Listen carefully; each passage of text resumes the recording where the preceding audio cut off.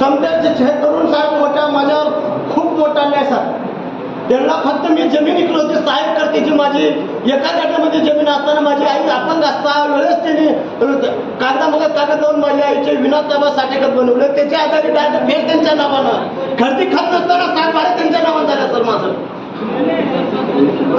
खरेदी खत नसताना 7 भारत त्यांच्या नावानं झालं सर. हे जिथं असं घडत असलं तर माझ्यापेक्षा गरीब शेतकरी असतील ते काय त्यांची काही लागत असत. बघा साहेब जे सत्य आहे ते न्याय द्या साहेब. मला फक्त मला जगण्याचे काही माझं अधिकार राहिले नाही सर. आता माझं लास्ट फायदा झालेला सर हे.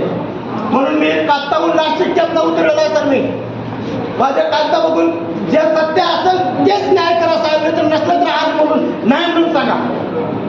एवढी मोठी अन्याय केलेला सर माझ्यावर.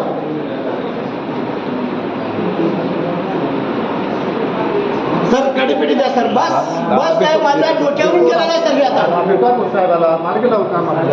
प्रत्येक वेळेस आज माझी एवढी इस्टेट असून साहेब मी ऊसतोड कामगार आहे. मी ऊस तोडून कसे जमीन कमी राहतो. मी कुणाची आक्रम घेतलेली नाही. मी स्वतः ऊस तोडलं स्वतः. मी आमची आई अपंग आहे. मी आईला घेऊन स्वतः ऊस तोडलं सर. आज माझे लेकरं बाळा रोडवर आहेत सर. रोडवर भीक मागतात भीक. मी काय कशा आधारे पोचलो आणि कशा आधारे मी जिवंत राहू सर.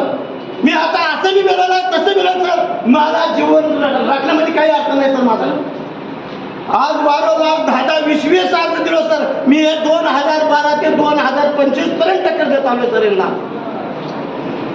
तरी जे ओळख नाही ते माणसं व्यक्ती माझ्याकडे राहतात सर. कंपनीवाले जमीन दे नाही तर तुला आम्ही गोळ्या घालून ठार करू म्हणते.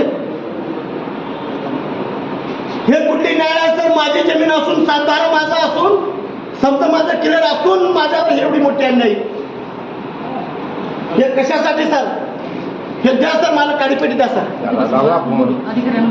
नाही सर बसण्यामध्ये सर काय झालं हे मला असं साहेबांनी सुद्धा हे आश्वासन देऊन येऊन आणि या कंपनीनं मोठे मोठे जणांना सांभाळ.